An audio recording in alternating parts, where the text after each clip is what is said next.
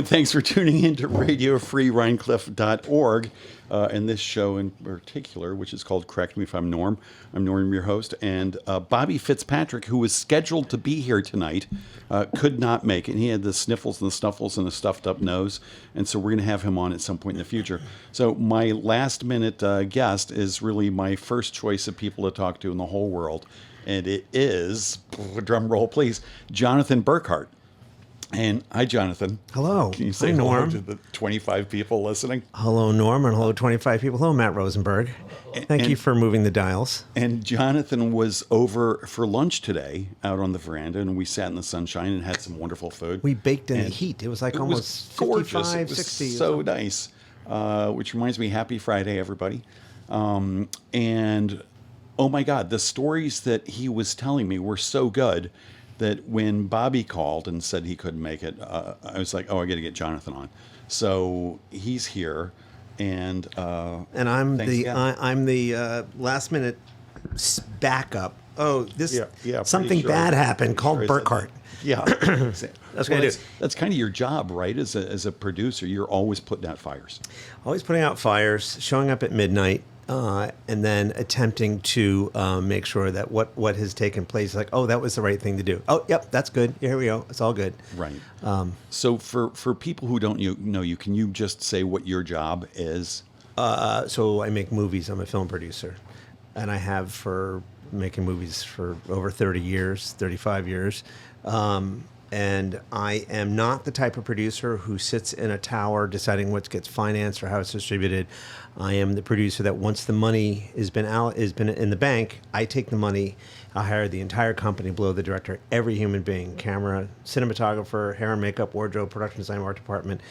And we go through the entire process and prep of how to shoot the movie, get to the first day of shooting, shoot every scene. I'm the guy who says, no, you can't do it in a crane shot. No, you're not going to do it in 7 shots. You're doing it in 4. We're wrapping in an hour. Right. I'm that guy. And so that adds the word line to the... Yeah, so I work a lot as a line. I'm told I'm called a hybrid. I'm a producer where I do a lot of above-the-line contracts for...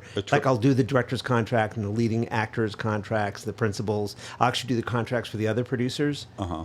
And then I'm also the guy who's in charge of all the time and money. And one time, the first time, you used to call me all the time and say, hey, do you want to be an extra? But you didn't call it an extra. It's called background. Correct. And the first time I did that, there was all manner of hoo-ha on the set and people walking on and off. What movie was that?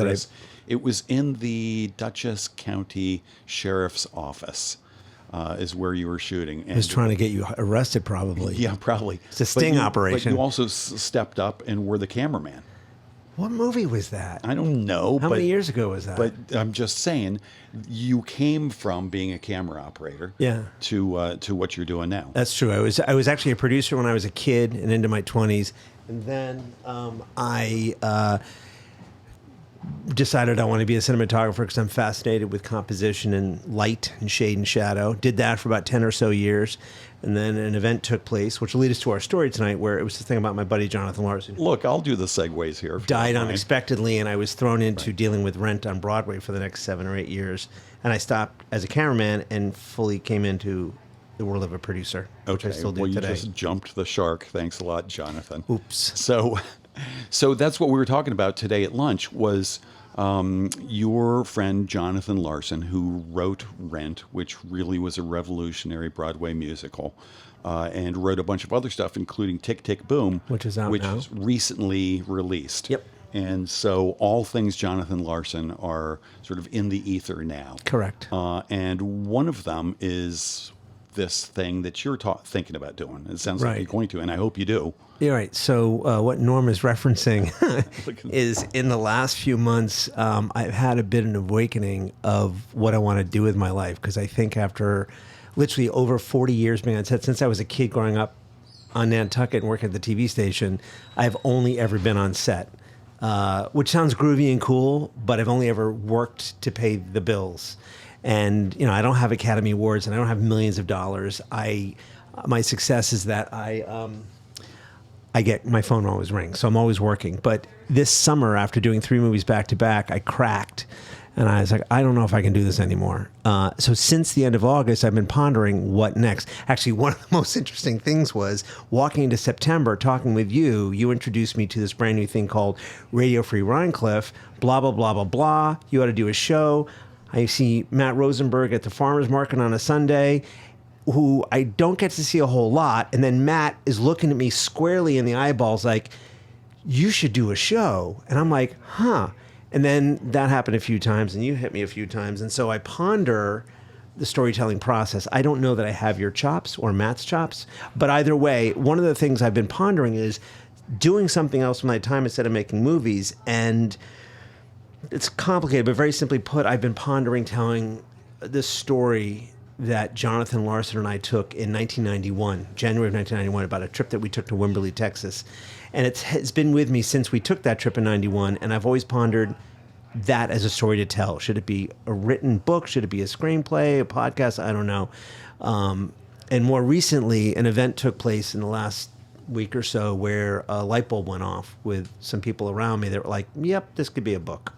So you guys took the trip in 1991. You got back from the trip, and before Rent opened, he passed away, right? He actually died the night of the dress rehearsal of the show opening as an off-Broadway production at the New York Theater Workshop on January 25th. So he had gone to the dress rehearsal. 25th of? 1996. Okay. He died in January 25th, 1996, just before his 35th birthday. Egads. Yeah, it was a drag. He died from an aortic aneurysm caused by Marfan's disease, which we didn't know. Nobody knew he had it. And we now have all learned about this very sad disease.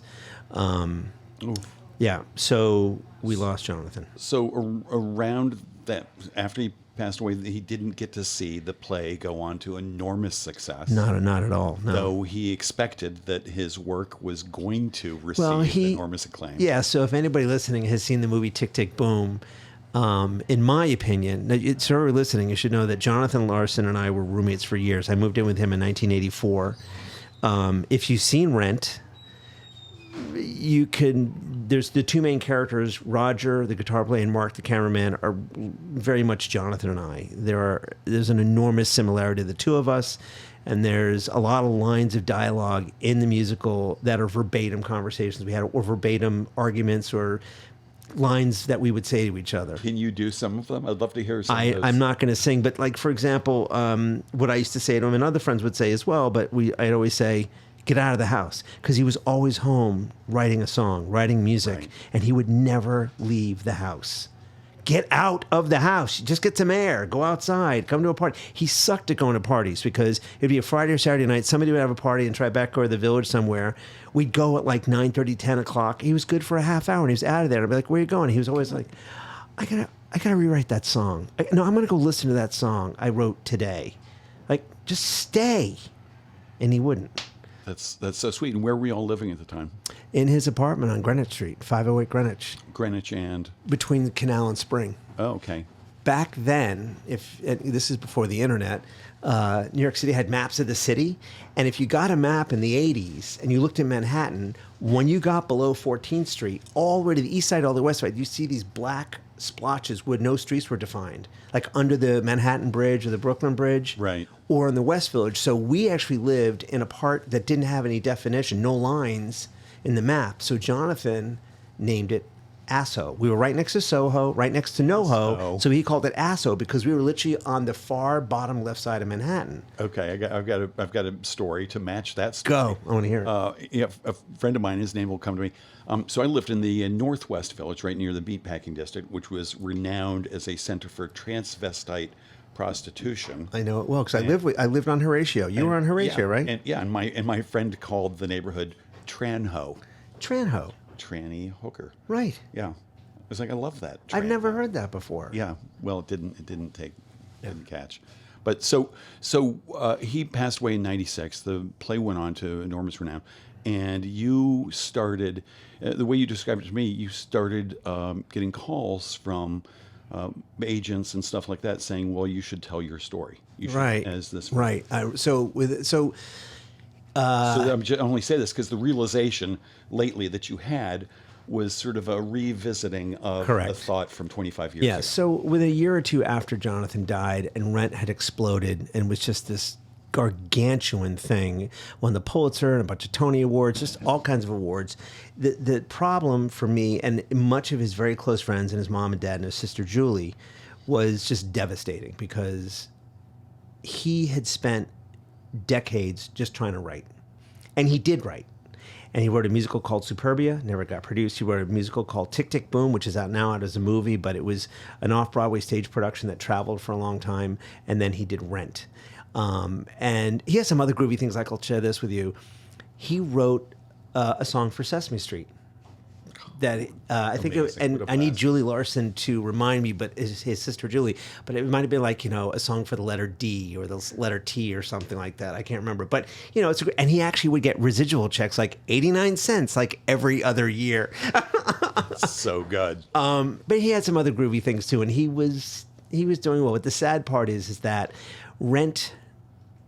Part of Rent is called Rent for a reason because we didn't have any money. Right. He didn't have it. He purposely lived a life where he kept things sparse and thin, but he worked in a diner. Again, if you see Tick, Tick, Boom, the Moondance Diner was a real diner, and he worked there for years. I remember. And he specifically chose Friday, Saturday, Sunday brunch, where he got the biggest tips, and he had Monday through Thursday off, which he just dedicated his time to writing. But still, when the rent came, he didn't always have the money for it, didn't have the money to pay the phone bill. So when you watch the musical, the Tick, Tick, Boom, what you see and what you hear is actually true. It's almost more true than Rent. The characters in it, what he goes through, so here's the problem. He dies, the next day Rent opens and literally explodes. Oh. And then within a year, I don't know the numbers, but I can tell you that Rent, within the first 5 to 7 years on Broadway, made hundreds of millions of dollars. Gads. And he didn't see a penny. His mom and dad and his sister, with great sadness and pain, they suffered the most because her brother, their son, he just, he actually did it. He kept on saying, "I'm going to change American musical theater," and he did it. And this is a line in Tick, Tick, Boom. He says something like that. He's at a party, and that's the thing. We'd go to parties, and he, was like, "Hey, what do you do?" And he'd say, "I'm the future of musical theater," and we'd be like, "Dude, no, come on, no, don't, you just can't, don't say that." But he did all the time, and he was clear. Yeah. And he was fucking right. It's amazing. What an amazing thing for, I know lots of artists. I don't know any, I know one artist, I think, who's that certain that he's really going to be huge. Is that you? No. I've seen you do your artwork, and you've got a certain backbone. You're clear about what you're doing. Well, yeah, but that's a different thing from having a degree of certainty that you're really going to be the next big thing. I always ponder if he had not died and had witnessed the success, like 10 years later, I want to look at him and say, "Dude, okay, so you were right." Yeah. And then see what's next. Right. And this movie, Tick, Tick, Boom, it's directed by Lin-Manuel Miranda. Correct. He did a really good job. So can I just... And were they friends before? No, he'd never met. Right, okay. Lin, I think there's a story is that when Lin-Manuel Miranda was 17, I think his sister or his mother or father or somebody took him to see Rent when it was originally at the Nederlander Theater, like it might have been 96 or 97. And I think the story is that he sat in the balcony back row, and whatever happened that night was, I guess, somewhat life-changing, and he was inspired.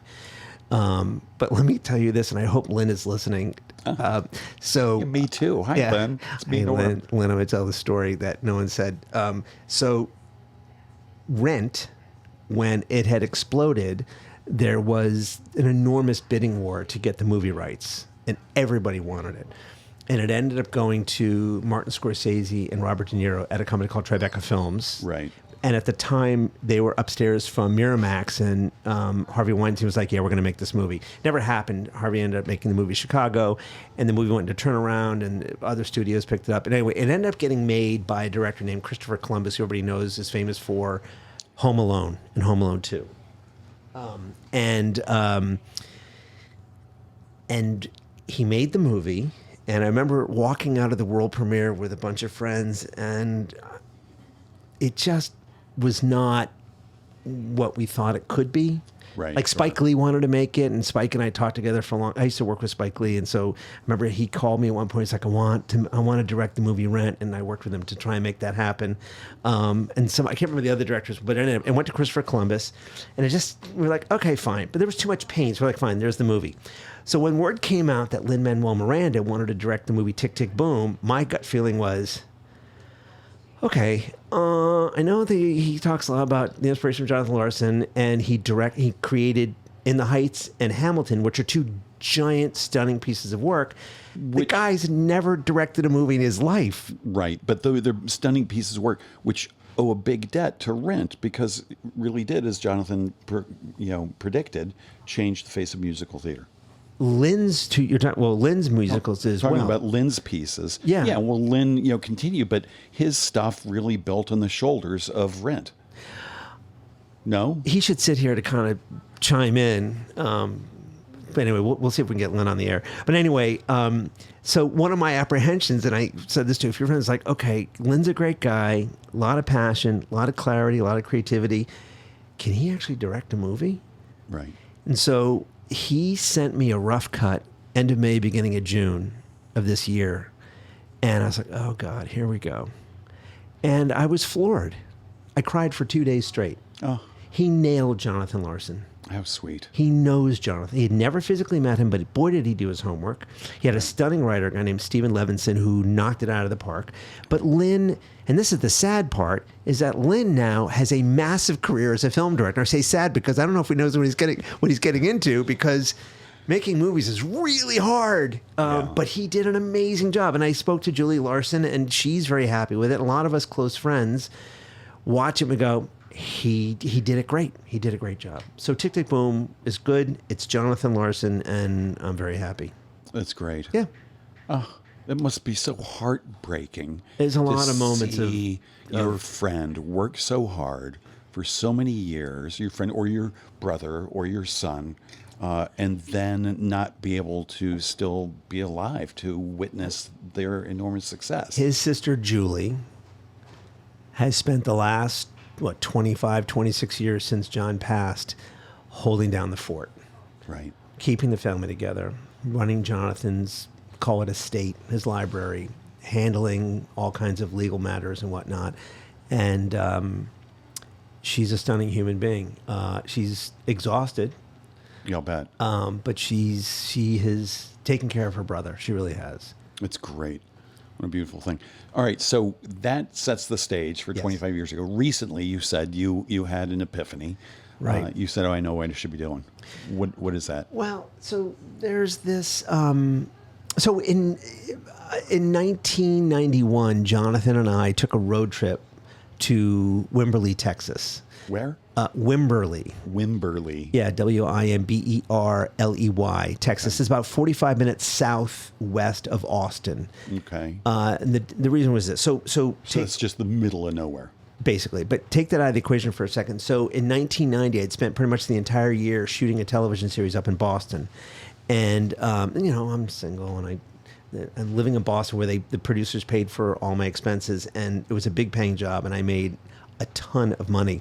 And on the last day of filming, which was like just around Thanksgiving, when I was leaving Boston, I bought a pickup truck from the Teamsters. There was all these trucks and vehicles, and I bought a truck. Because the Teamsters are largely in charge of transportation on these movie sets. And I remember there was this one truck I liked. I don't know if it was a picture car or it was like a transportation vehicle, but I wanted a truck. What's a picture car?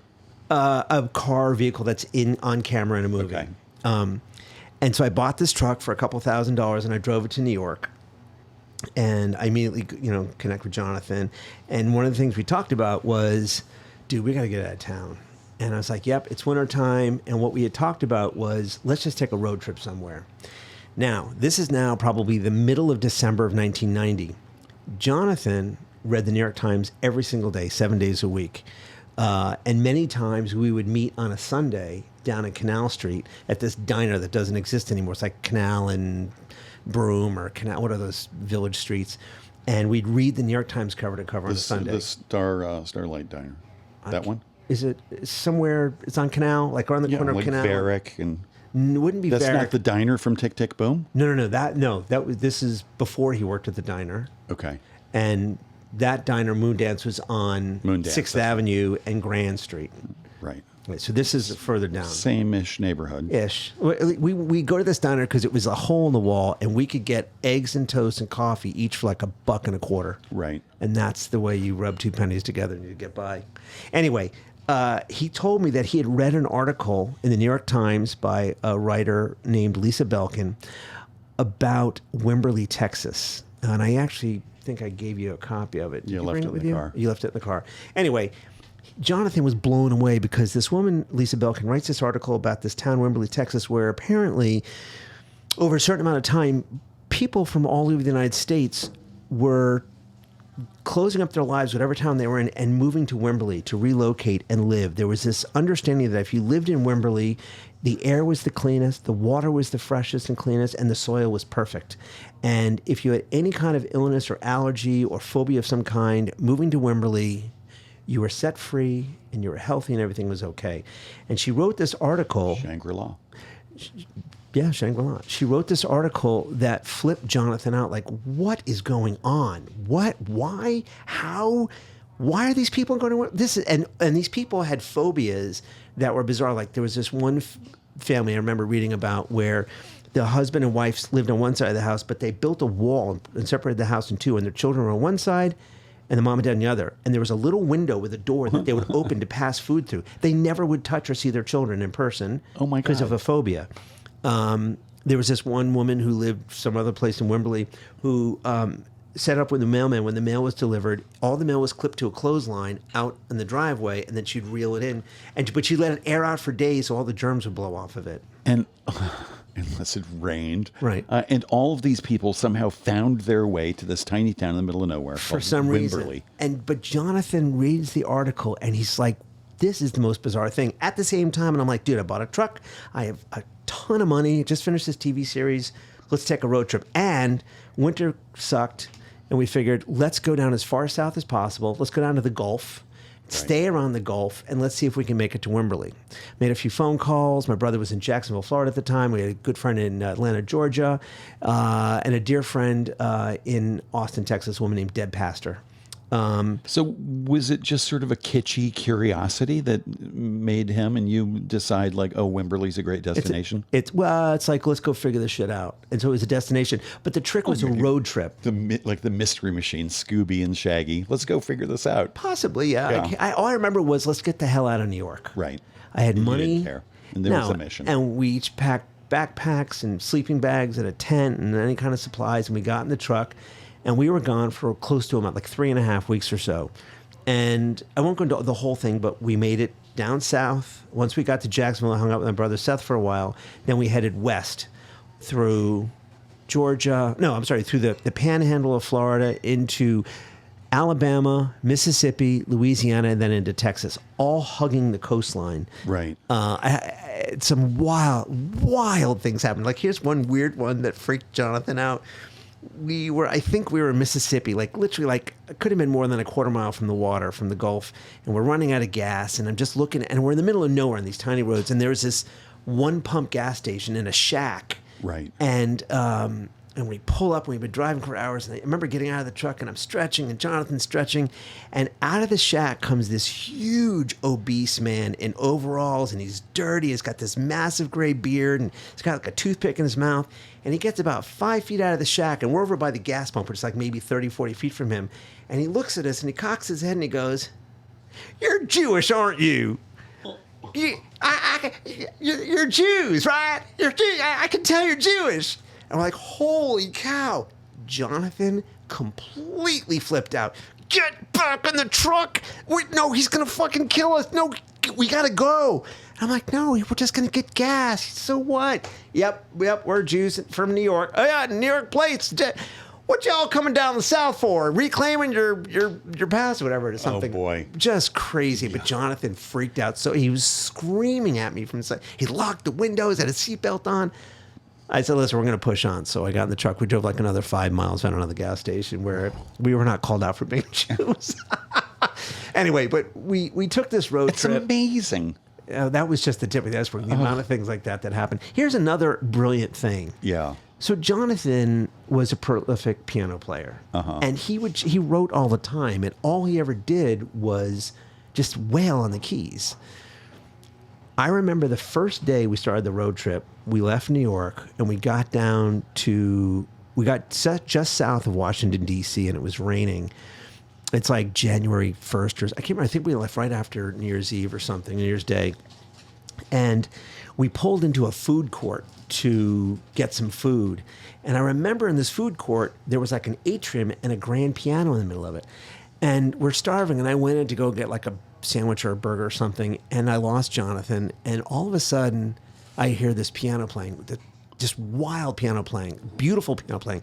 And off in the distance, there's Jonathan. He had sat down at this grand piano and just started wailing beautifully. And he immediately attracted a crowd.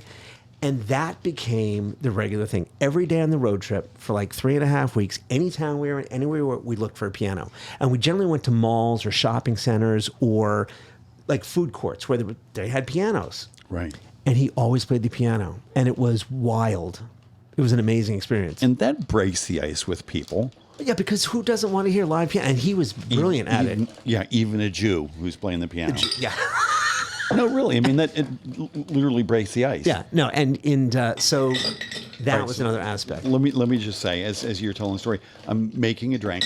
We're about halfway through the show, the traditional time to share a cocktail. I couldn't be happier about it. I got to tell you, the last time I was here doing the show, we started drinking 5 minutes on the air, and I was shaking like a leaf because I didn't know where the conversation. Now, here's the most important thing for everybody listening.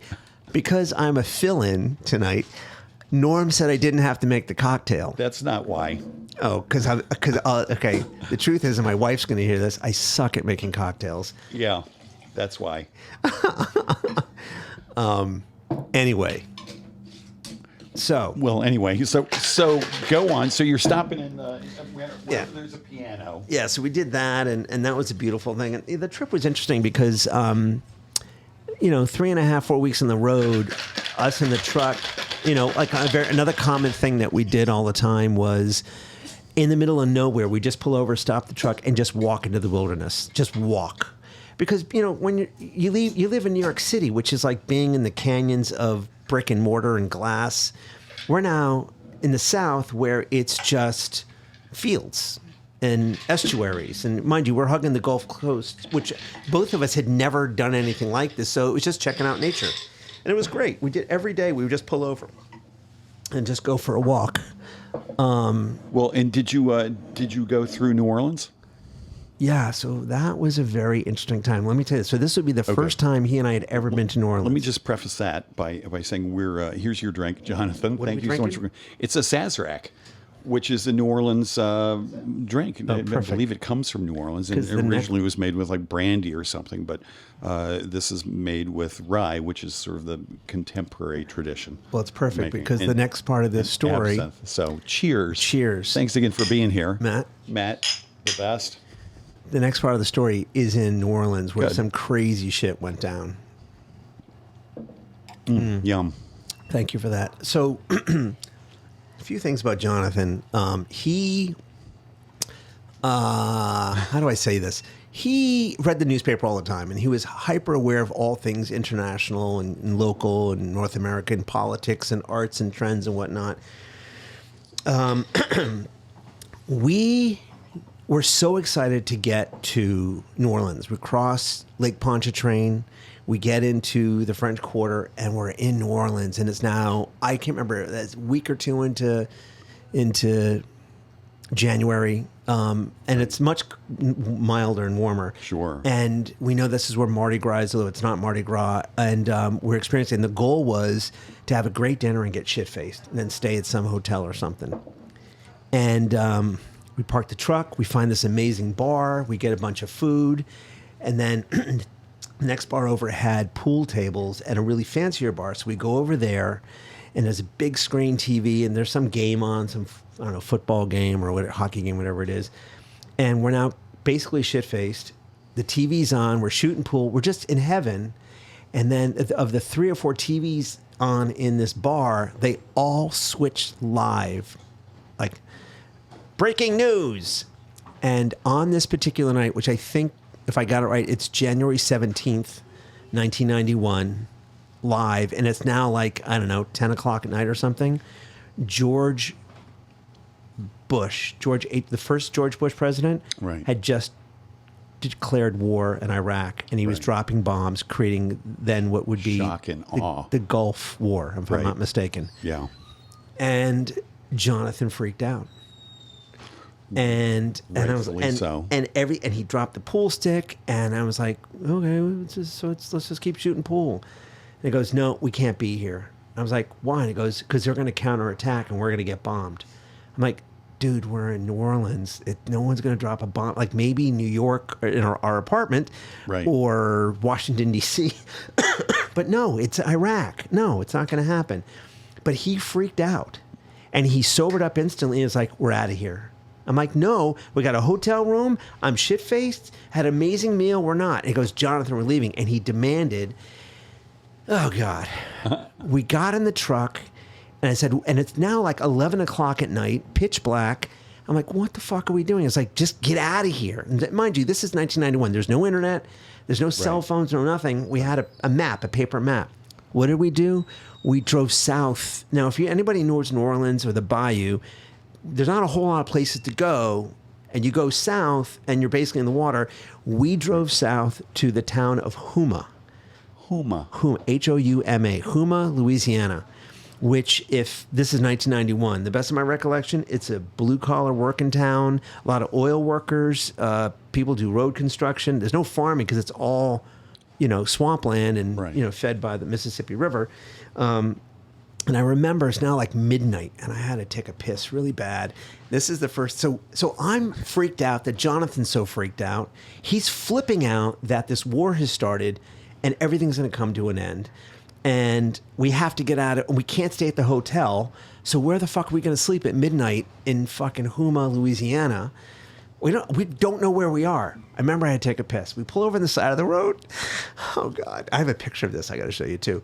I'm standing in these bushes, and I'm peeing, and all of a sudden, something about 10 feet in front of me just starts thrashing about, scares the shit out of me. Larson's like 15 feet to my right, taking a piss as well, and we get freaked out. There's this giant thing. It's an alligator. Oh, God. There's an alligator right there in the bush, and it actually moved towards Jonathan. I don't know what. I don't think he zipped up his pants. He just ran towards the truck, and I started laughing hysterically. I couldn't see it because here's what it was. It's midnight. I'm standing actually on the edge of the beams of the truck. He's in the dark, and I saw him dart, just tallywhacker, glistening in the light. Tallywhacker. And all I remember was this thing, and it scared the shit out of me. But we got in the truck like it's an alligator because I remember seeing the tail and part of its body. And I had pictures of it somewhere. Like there was a sign that said Houma, town entering Houma kind of thing. Anyway, I have a picture of it. Nice. There was one thing. What kind of camera did you have? Well, it was a 35 millimeter something.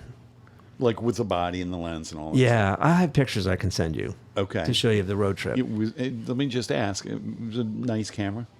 Was one of you a camera aficionado? Well, I was a cameraman. Okay. But I mean, I wasn't known as a still photographer, but I think I had, I don't know what I had.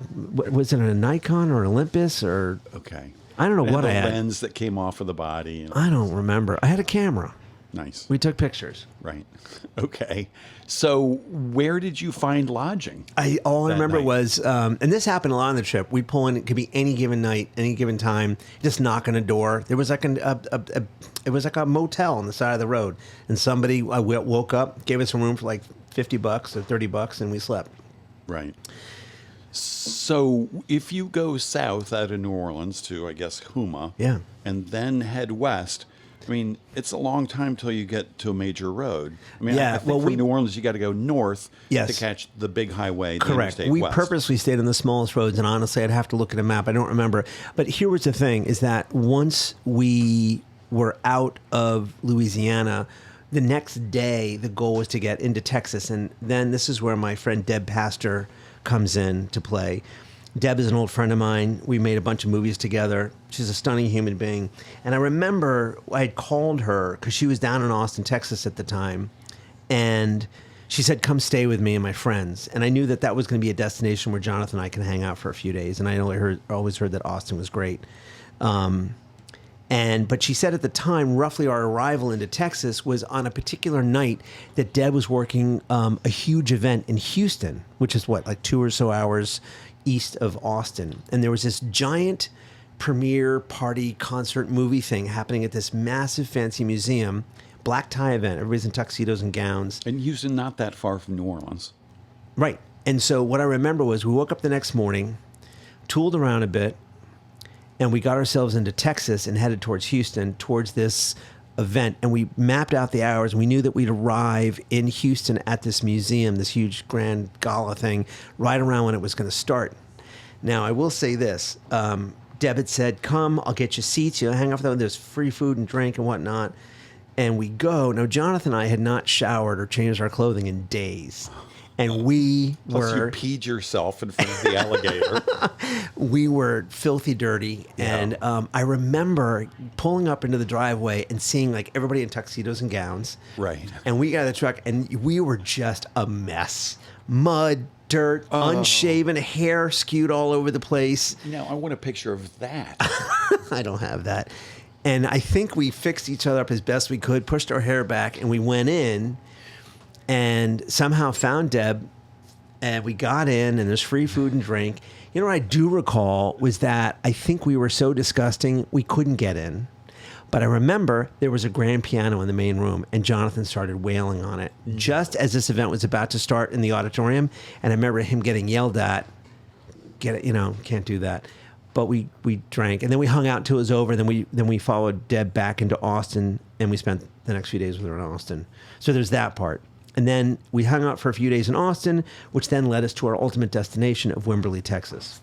Wimberley, which is an hour from Austin? I think 45 minutes or so. And this is where I'm going to take a sip of the cocktail. And just for everybody listening, the cocktail is kicking in. And, good.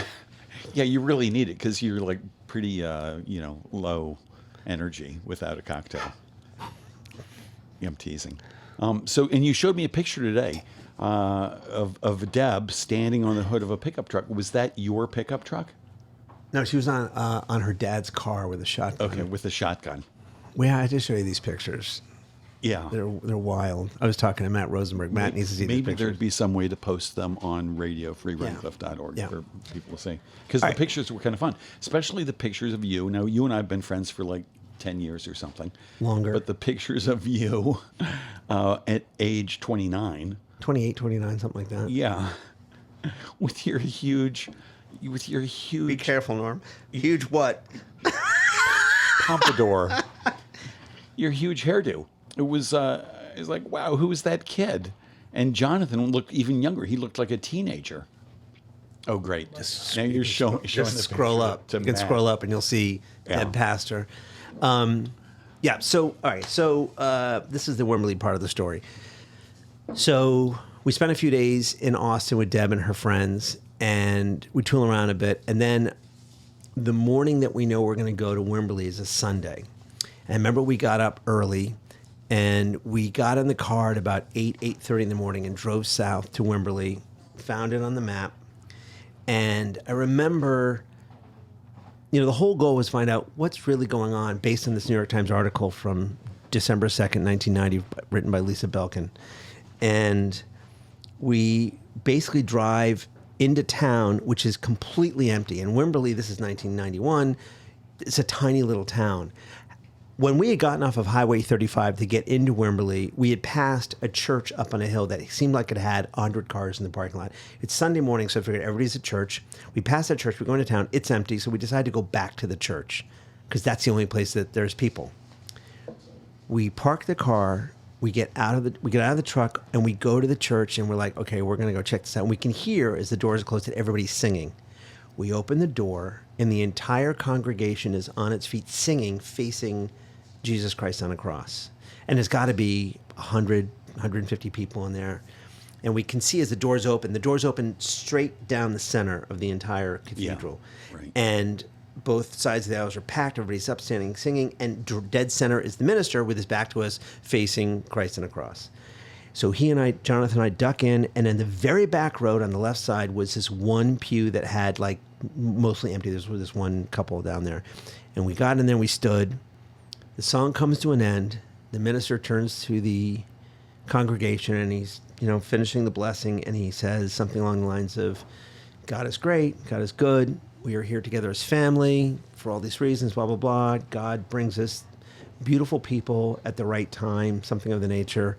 Let's welcome our new friends, something like that. We're in there for like maybe 3 or 4 minutes, and he says that, let's welcome our new friends, and the entire congregation does an about face and stares at me and Jonathan.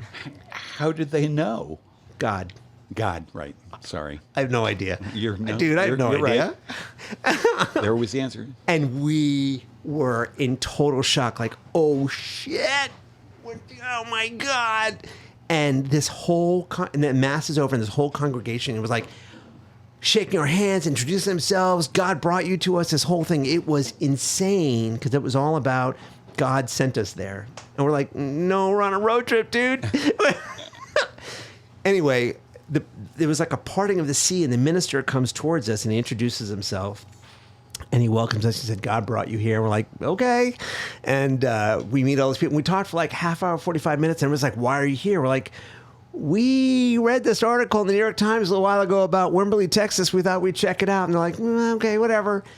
Anyway, so it was beautiful. We talked for a while, and at the end, as people are finding out, we're like, we got to eat some breakfast. We're starving. And this one woman said, yeah, there's a restaurant in town. Go in there and get some breakfast. So we said our thank yous and goodbyes. Jonathan and I get back in the truck, and we drive a mile into town. And town now is a bit more bustling. And we find this restaurant. Because church is let out. Church is let out. Probably a dozen churches in this tiny town. Possibly. And we go into this restaurant. There's nobody in there. This woman sees us, and we sit down at this table against the window, and she gives us menus. We order coffee, and we're just shooting the shit, just talking. And I can see out the window, town is getting more and more crowded, and like more and more cars, more and more people. And eventually the woman comes over, brings us coffee. She leaves. We're talking for another 5 or 10 minutes, and then she comes over, and we're ready to order. And she said, I think you both need to go outside. And mind you, the restaurant's completely empty. We're like, no, we want to order breakfast. Yeah, we're starving. And toast. Right. And she's like, no, I think you need to go outside. And I look again out the window. I'd be so freaking out, right? We were totally freaked out. We look out the window onto the street, and the entire street was blocked with cars. And everybody was out of their cars staring at Jonathan and I in the restaurant. There had to be like 150 people staring at us. It was weird. It was like, what the fuck is going on? Oh my God. And the waitress, she was like 25 years, she was like, you need to leave. Get outside. You boys. And we're like, what the fuck? You boys are Jews, aren't you? Yeah. Right? Hot on the heels of that experience, this must have been extra terrifying. We were freaked out. So I'm like, okay. And we stood up. We walk outside on the porch of this restaurant, and the entire street starts cheering and clapping for me and Jonathan. It was the most surreal thing. We're like, what is going on? And there in the center of the street is the minister and his wife. And this guy walks up to us. He's like, you're having dinner with the minister and his wife. You're having Sunday dinner. Go to the minister. Somebody, not the minister. No, or his some wife. guy walked up. She's like, you're having Sunday dinner. And like parting of the seas, they were like, brought us down to the street. And there's the minister in the middle of the street next to his car and his wife. He introduced his wife and says, we'd like you to come home for Sunday dinner. Wow. And Jonathan and I are like, what? And I'm like, okay. And Jonathan, just like the experience at the gas station, guy's like, nope, this is the lynching. We're dead. They are going to fucking string us up. We're done. Right. You have to understand, there are literally like dozens and dozens of cars in the street, dozens of people standing, looking at us like, go, you're having dinner with the minister and his wife. So, which is what everybody aspires to. So we get in the truck. Jonathan is completely flipping out, screaming, no, we're not doing this. I'm like, dude, let's just go for it. So we get in the truck. Peel off, and when you, because I was like, no, we're going to go for it. And he was livid. They made enough room for me to back out my truck, and we started driving with this line of cars. Okay. And we drive west out of Wimberley into the prairie, and mile after mile, there was less and less cars still. It was just us and the minister and his wife in front of us. The cars were following you. Yes. And then they all peeled off, and it's just us and the minister in a dust storm on a dirt road. So you're leaving town, and there's a line of cars. Yes, like a parade of cars. And the minister and his wife in front. Yep. It was just weird. It's just completely surreal. Like, he must be God himself, that they cherish, and that we are the chosen ones, and we're having Sunday dinner with the minister and his wife. Right. It was bizarre. Anyway, so we travel on the dirt road. Everybody peels off. Now it's just us following the minister. Miles later, in the middle of nowhere on a dirt road, we pull up to this house in the middle of literally, like when you got out of the car, I don't know how to describe it. For as far as you could see, it's just flat prairie. Right. And now this is a Sunday. Maybe this is 11:30 in the morning. Or I can't remember, 10 maybe. It was just in the morning. We get out of the cars. There's bit more formal introduction. Jonathan has calmed down a little bit. They invite us in. His wife goes to the kitchen to prepare Sunday dinner, which he'd been working on since Friday. Not knowing we were coming, but I guess that's what they do. Yeah. And the minister and Jonathan and I sit in the living room, and he made cocktails, actually. I don't know what we were drinking, but he made something. Oh, he was probably a Sazerac. It's possible. Yeah. And for the next hour and a half, we just talked. And in that conversation, Jonathan raised the topic about the newspaper article about Wimberley, Texas. Okay, what was for dinner? Any idea? Well, let's get there. Okay. Remind me remind me of that Also, question. I want to know if you paid the check in the restaurant and how much of a tip you left the waitress who could keep. I might have left a 10 or a 20 on the I don't fucking remember. Details. Oh, yeah. So, and how are we doing on time? The details. Okay. I'm sure the minister would have told you that. So, in the living room, over cocktails for the next hour and a half while Mom was making dinner, Jonathan asked the question about this article. And the minister told us what he knew, which was that he knew about all these people moving to Wembley. And to the best of my recollection is that there was a husband and wife team and some other family members who had bought a large tract of land. And their family were tied to a series of doctors and psychotherapists who would treat people around the country for certain phobias and medical issues and would say to them, you have to leave where you're like Seattle, Chicago, Wisconsin, other parts of the world. You should come to Wimberley where it's perfect. You will be healthy and safe. The water's perfectly clean. The air is the cleanest on the planet. The soil's perfectly clean. Right. Move to Wimberley and you're taken care of. And we said, but there's this article in the New York Times that talks about all these families with these amazing phobias and medical conditions. And he said, yeah, it's all a hoax. And I think what I understand the story to be was that it was all set up. People were convinced that they were sick, and if you come to Wimberley, you're going to get healthy. Right. And they all moved there. And it was amazing and devastating at the same time. I just wondered, I mean, because I really believe in the power of like positive thinking and like the panacea and all that stuff. I wonder how many people moved there and actually got better. It's a research project to be had. Yeah, and then wrote home and said, "Oh my God, my illnesses were cured." There was some. I don't remember all the stories. I just know that there were some amazing, crazy phobias that people had that was just insane. Right. But they had moved there. But this minister knew about it. He was not happy about it, and he didn't speak highly of these people. And it was all a fix. It was all a ruse to get people to buy real estate. Right. It was awful. That's a documentary somebody's got to make. Maybe I have to make that as a doc. Well, it's after I tell the story and movie. Yeah, exactly. But we have this conversation, and Jonathan and I are just flipping out. Like, okay, we're hearing it from the minister, and we had some level of satisfaction. Sunday dinner's ready. We sit down. We have this amazing meal. You asked what the dinner was. I think chicken might have been involved and some veggies and what do the Texas people make? What's standard? I don't know. Chili? No, I think it was like chicken, brisket, possibly ribeye. I don't remember. And if Jonathan were here, I'd need him to remind me. We had this amazing. Would he remember those kinds of details? Was he that kind of person? He's like you. Oh. I've known you for a long time, and you have the memory of an elephant. You don't forget a thing. Yeah. And Larson was the same way. He remembered everything. As a matter of fact, we could be anywhere. Years would pass, and he would give minutiae details and be like, "How the fuck do you remember that?" And you're the same way, Norm. You know, for some things, for the little grace notes that make the story beautiful. I'm glad I have you for that. Well, thank you. For other shit, like I'm just dismal. But so we had dinner, and it was time to go. And we had. Is everything good? Stop being distracted, please. Can I just, Folks at home, a squirrel ran by, and Jonathan had to look at it. I'm easily distracted. Yeah.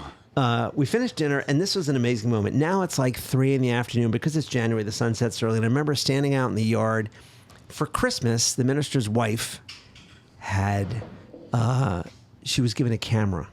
She'd never had a camera before, and she wanted to take pictures of me and Jonathan with her and her husband. What camera was it? Oh, I don't remember. I just remember it was a camera. And I remember we're standing outside, and as we're saying goodbye, she brings the camera out. We take pictures of me and Jonathan alone, me and Jonathan and the minister. Then he takes the camera, takes pictures of me and his wife and Jonathan, and we switch all around, and then I take pictures of them, and then Jonathan's the last person to take the pictures of me, the minister, and his wife. Oh, God. This is the last set of pictures. And now we're saying our goodbyes. And as Jonathan Larson is handing the camera back to the minister's wife, I guess he thought her hand was extended to grab it. He releases the camera, and it falls to the ground and hits a rock and explodes in like 15 pieces. Oh, no. It is devastating. And I remember the lens flying in this direction and like camera. Gone. Fucking gone. Like broken in like 8, 10, 15 pieces. And did the back pop open so the I film don't was recall exposed? that happening. I think it was just the lens, that kind of thing on top that you spin around to change the shutter speed. 35 millimeter with her something of the lens. nature. And but it was a mess, and there was like it was awful. And all 4 of us are standing with our mouths agape like, oh, God, the camera. And then nobody spoke a word. And like 30 seconds go by, and we get quiet. And then the minister said, with a smile on his face, "This is God. God wanted this to happen." Like, yes! And I'm like, yes, he did. Okay, if that's what God wanted, okay. Who are we to get in the way? Right, and the look in Jonathan's face was like, oh, okay, I'm sorry, but okay. And the mom, his wife, was almost in tears, and she's breathing heavy. She's like, okay, this is God's work. This is what God wanted. And he's like, yep, this is what God wanted. We're picking up the pieces. We're handing a pile of camera pieces to the mom. Oh, and, God. And we're saying our goodbyes, and we get in the truck, and we're like, holy shit. Fucking drive, dude, drive. Holy shit, Scoob. Yeah, Scooby-Doo, we're out of here. So conceivably, if the film wasn't exposed, it's the pictures, they had it developed and they exist somewhere. Man, I got this minister. Can you imagine? Check this out. Can you imagine if I can find those photographs? What a story this would be. Well, it's already just a ridiculously good story. But if I could find those pictures, yeah, and just see us with them. Oh my God! So that's a research project I got to work on now. I think I have to go to Wimberley. It is. Well, you should recreate the road trip and take me with you. Maybe that's something we're doing. If you're listening at home, please encourage Jonathan to do just that. Do we need a truck? What are we driving in? Yeah, truck. Okay. A truck. But listen, so you told me all this today. It's just freaking amazing. But you told me that, and I'm not sure if you shared this tonight. You had an epiphany a week or 2 ago of what is next for you, and it is... It's possibly writing the story into the form of a book. So when I'm not making movies, sometimes I teach filmmaking. And in the last 6 to 8 months, I've taught several screenwriting classes and filmmaking classes. And more recently, I did one where I was on a panel, and it was over. I was told by the people, and it's like, dude, you got to write a book. Nobody talks like you. And I've actually heard that for years. Jonathan, you got to write a book. Right. And I'm just not that guy. And so actually going back to what's happened, after Jonathan died, I had been contacted by an agent at an agency, a very famous, well-to-do agency. And they contacted me, and I went for a meeting, and they're like, you should write a book. You should write a story about you and Jonathan. We can sell this to a publisher. And we talked for a while, and I attempted it, but I didn't have the wherewithal. I was in too much pain and agony, and the loss of Jonathan was awful. And I'll be blunt with you, is that here at 58 years old, after he's been gone 26 or so years, only recently have I truly begun to process that loss. And it's been hard. But in that process, I'm realizing maybe I'm done making movies, I don't know. But maybe there's something else I can do. But part of it, I keep thinking about this story, and I keep thinking about our time together. And this particular trip to Texas in January of 91 is unlike anything we ever did, because we spent 13, 14 years together, inseparable. And we took road trips all the time. We'd come upstate. We'd come to the Hudson Valley all the time. Or we'd go to Pennsylvania. We'd go to the beach. We'd always go to Nantucket or the Hamptons just to be on the beach. Nantucket, your hometown. Hometown, yep. And mind you, we're the poor folk of Nantucket. So if anybody's listening, we were sleeping on couches. Rats, I was just going to borrow $20 from you. Nah. But this road trip was significant in many ways, and I've always thought about this story. But recently, I've had an awakening that maybe now's the time to tell that story.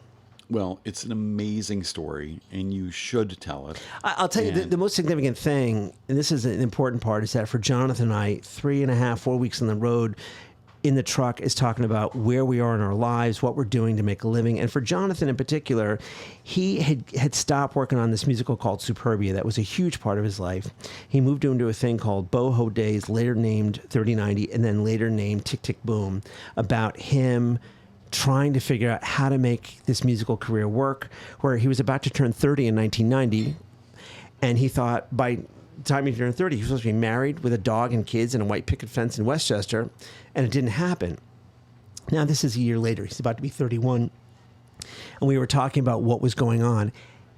And what had happened actually in 1988, 89 is that he met a guy named Billy Aronson, who was the guy who literally had written the premise for Rent. It was an adaptation of Puccini's La Boheme that he had met Jonathan through certain connections, like maybe this is a thing. And they wrote several songs together, one of which was Rent.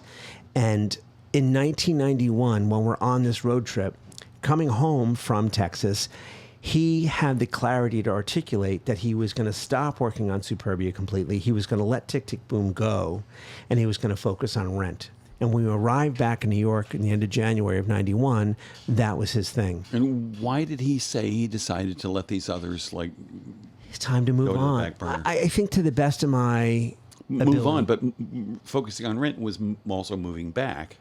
Well, moving on was Tick Tick Boom is a very personal story about a relationship he had with a particular girlfriend and a relationship he had with a very dear friend of his, Matt O'Grady, who is a brilliant human being. In the movie Tick Tick Boom, Matt is known as Michael, and the girlfriend he had at the time is known as Susan. Are you in touch with any of those real people? I talk to him. Yeah, I see him. Yeah, Matt O'Grady, we talk every now and then. He's a beautiful, amazing human being. Right. Sorry, do you ever all get together? When's the last time all of these the friends, pandemic has not been helpful for us to get together. I think prior to the pandemic, maybe once a year. There's after Jonathan died, the Larsons created a thing called the Jonathan Larson Performing Arts Foundation, and every year we'd get together for that a couple times a year where we'd all be together. And there's a posse of friends that we hang out. But it's been less and less because of the pandemic. Right. When Tick Tick Boom opened, there was a big party in New York just about a month or so ago. We all hooked up in the city, which was nice. But anyway, it's, Jonathan, he got back to New York and he focused on Rent, and Rent became his thing. Years later, there's the written script, the musical. New York Theater Workshop came up with it and went into rehearsals in the fall of 1995 with the schedule to open in the late January 96, but he died. Ugh, so sad. It was crazy. Yeah. Awful.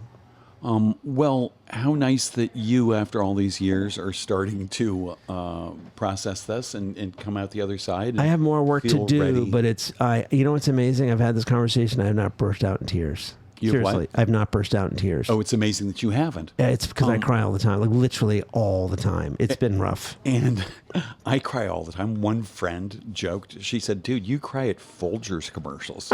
and I'm like, yeah, whatever. It's nice to be moved often by art of any sort. It's also nice that if you break out crying for whatever given reason, that your brain and your body have just enough sensitivity to take you to that place where you emote. And if you burst out crying for some reason, whether it's a Folgers commercial or your best friend died or your mom or dad dies, you have to let it out. All right. Stop right there, because we're out of time, and that was the best last word ever. We got 9 seconds later. Jonathan Burkhart, thank you so much for being here. Thank you, Norm. Thank you, Matt. Rosenberg, thanks for having me. Patricia Wend, The Epicurean, thanks for hosting. This has been Correct Me If I'm Norm. Thanks for tuning in.